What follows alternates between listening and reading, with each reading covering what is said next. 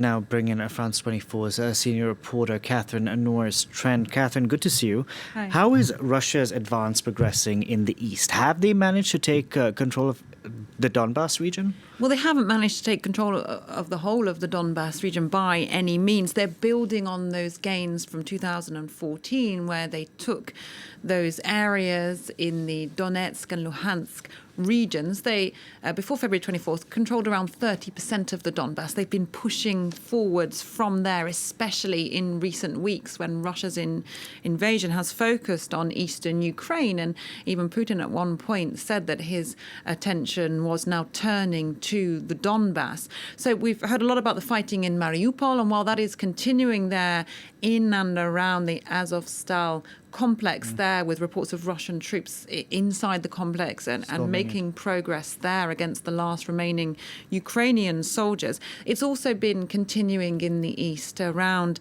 that front line there in the Donbass, particularly in the Luhansk region.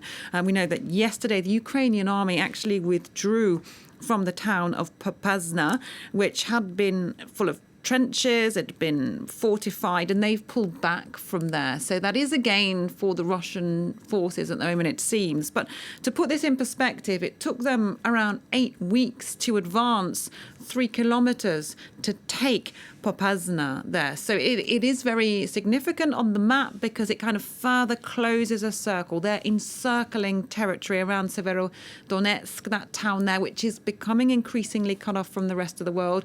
Main supply routes and roads in the region are becoming impracticable because the Russian forces are advancing slowly in these areas. And so if this goes on, they could be therefore taking more of this territory in the Donbass, but it is a long and slow war of attrition, trench warfare, as well as more new technology, drones and things like that. In Vladimir Putin's speech today earlier in Moscow, he didn't announce any major victory in Ukraine. He didn't announce a shift in strategy, and he didn't officially declare war in Ukraine. Does this mean he's in it for the long haul? It certainly looks like Russia is in this for the long haul, not only because the fighting there is making slow progress, but if you look at what's happening in some of the areas of southern Ukraine, which Russian forces have taken recently since the 24th of February, and what's going on there, it certainly makes you think they're in it for the long haul.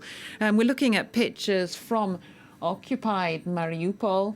There were similar pictures from Kakova, which is in the Kherson region, and they've been holding these Russian-style Victory Day parades and events inside these occupied territories. Now, of course, people there, we're getting these pictures from occupied territory, and there are very strict conditions on the press and people's freedom of movement.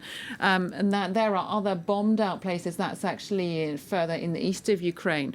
But they've been holding these Victory Day parades, and there's been talk in the past of them holding referenda in places like Kherson or in parts of the Donbass, which they've occupied. There you see the Russian flags which are being brandished, and flags there of the separatist territories, the Russian-backed separatist territories in Donetsk and Luhansk, of people there laying down those flowers.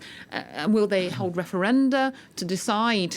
We can question, of course, the legitimacy of those, whether they will join Russia or just be directly incorporated into the Russian Federation. But it certainly seems there in the territory Russia has taken there in the south and the east that they want to hold this, and they're preparing to hold it for the long term if they can. Thank you very much.